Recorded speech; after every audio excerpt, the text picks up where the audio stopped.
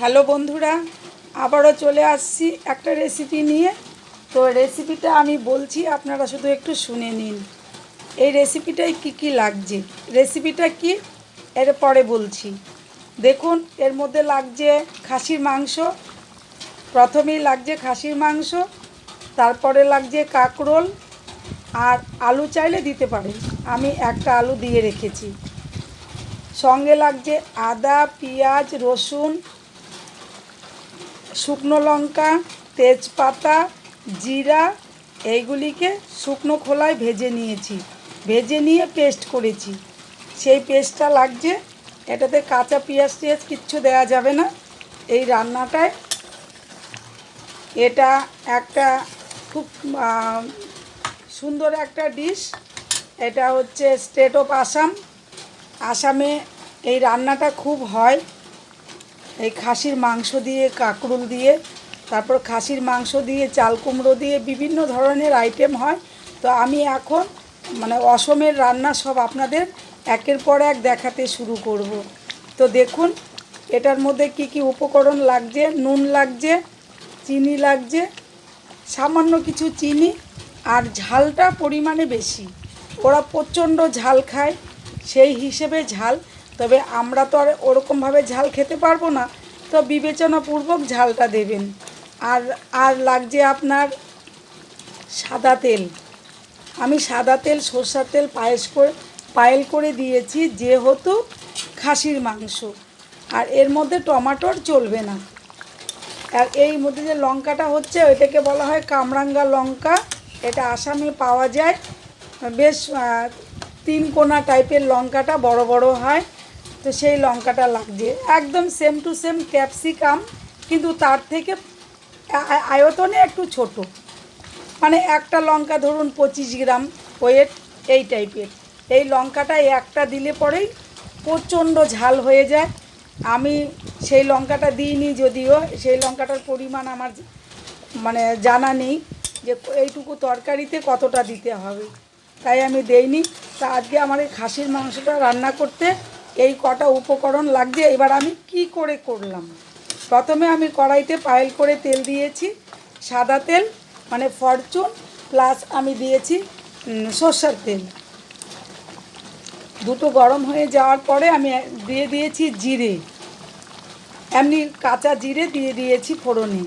দেওয়ার পরে ওই যে ভাজা মশলাটা ছিল, ভাজা মশলাটায় মেখে আমি খাসির মাংসটা দিয়ে দিলাম। দিয়ে 2-3 মিনিট নেড়ে চেড়ে নিয়ে তারপরে আমি কাঁকরোলগুলো দিয়ে দিয়েছি একের পরে এক। এখন এটাকে কষিয়ে নামিয়ে নেব। এটাতে কোনো ঝোল হবে না, তাহলেই রেডি হয়ে গেল আপনার মটন কাঁকরোল। তো এই রেসিপিটাকে আপনারা দেখে নিন। রেসিপিটা হতে আর বেশি সময় লাগবে না, রান্নাটা হতে অলরেডি হয়ে এসেছে প্রায়। আমি সার্ভ করে দিব নামিয়ে। এটা বিশেষ করে আপনারা ভাতের সাথেই খেতে পারেন, বা লাচ্ছা পরোটা, কি রুটি, বা আপনার আলু পরোটা, আপনি যে কোনো কিছুর সাথেই খেতে পারেন, লুচির সাথেও খেতে পারেন। সেটা আপনার নিজস্ব মতামত। যেরকম আমি আসামে দেখি, অসমে কি করে, এই তরকারিটা দিয়ে, এই মাংসটা দিয়ে, আর ভাজা চিড়েটাকে শুকনো খোলায় ভেজে নেন, দিয়ে অনেকগুলো করে একসঙ্গে খেয়ে নিচ্ছে। এটা তাদের নিজস্ব জাতিগত খাবার, বা তারা এই খাবারটা খেতে পছন্দ করে। আপনারাও একবার ট্রাই করে দেখতে পারেন। আমি মনে মনে ভাবছি আজকে যে আমার ভোগ ধানের চিড়া আছে ঘরে, একটু ভেজে নিয়ে ট্রাই করব যে কেমন লাগে খেতে। তাহলে বন্ধুরা, চ্যানেলে চোখ রাখুন, দেখতে থাকুন এই কাঁকরোল মটন কিভাবে তৈরি হয়। আর নামানোর সময় আর কিচ্ছু দেওয়া দরকার নেই। এটাকে শুধু আমি নামিয়ে নেব। নিয়ে আমি তো মশলা সব ভেজে দিয়েছি, তাই আর কিচ্ছু দেওয়া দরকার নাই। পেঁয়াজি টেয়াজি কোনো কিচ্ছুর প্রয়োজন নেই। হয়ে গেলে আমি নামিয়ে নেব। তবে খুব কষানো হবে। আর একটা কথা জানবেন, খাসির মাংস কষা না হলে সেই মাংসের টেস্ট আসে না। আর যেহেতু আমরা একটু লঙ্কাটা কম দিয়েছি, সেই জন্য একটু লঙ্কার গুঁড়া দেওয়া যেতেই পারে, কারণ এটা খুব ঝালের প্রয়োজন হয়। তো আমরা তো এতটা ঝাল খেতে পারি না যদিও, তো একটু দিয়ে থাকি। কালারটাও সুন্দর হবে, একটু ঝালও হবে। এই সাধারণ আজকে লঙ্কার গুঁড়া আমি ইউজ করলাম।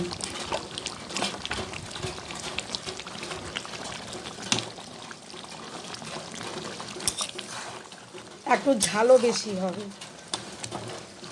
তো বন্ধুরা, চ্যানেলে চোখ রাখুন, আমি নামিয়ে সার্ভ করছি। আর যেহেতু বলেছি ভোগদানের চিড়ে আছে, তো ভোগদানের চিড়াটা একটু ভেজে নিয়ে একটু ট্রাই করে দেখবো যে খেতে কেমন হয়। যা আমার কাছে যেটা টেস্ট লাগবে আপনার কাছে নাও লাগতে পারে, আবার আপনার যেটা টেস্ট লাগবে আমার কাছে নাও লাগতে পারে। হয়তো ওদের কাছে এটা ফেভারিট খাবার, তাই ওরা খাচ্ছে। কালকে আপনাদের কাছে নিয়ে চলে আসব, অসম পেরিয়ে যাব, কালকে আমি চলে যাব নাগাল্যান্ডের রান্নায়। তো নাগাল্যান্ডের রান্না দেখতে হলে আমার চ্যানেলে চোখ রাখতে হবে। আর বন্ধুরা, যদি আমার রান্নাগুলি ভালো লাগে, আমি বিভিন্ন স্টেটের রান্না দেখিয়ে থাকি, আর আমি অরিজিনাল করে দেখাই আমার ঘরের মধ্যেই। দেখেই বুঝতে পারছেন আমার এই যে জানালা আর এই যে ঘর, আমার ঘরের মধ্যেই আমি রান্নাটা করে দেখাই। তো যদি মনে করেন যে আপনার দেখতে ইচ্ছুক, তাহলে অবশ্যই একটু আমার চ্যানেলটা সাবস্ক্রাইব করবেন। আর কোথা থেকে দেখছেন একটু কমেন্টস বক্সে কমেন্টস করে জানাবেন। কোন স্টেটের রান্না দেখতে চান বলবেন, যদি আমার পক্ষে সম্ভব হয় আমি বানিয়ে আপনাদেরকে অবশ্যই সার্ভ করব। তাহলে বন্ধুরা, জমিয়ে খাওয়া দাওয়া করুন দুপুরের, ভালো থাকুন, সুস্থ থাকুন। কালকে এই টাইমে আপনাদের কাছে আবার একটা রেসিপি নিয়ে আমি চলে আসব।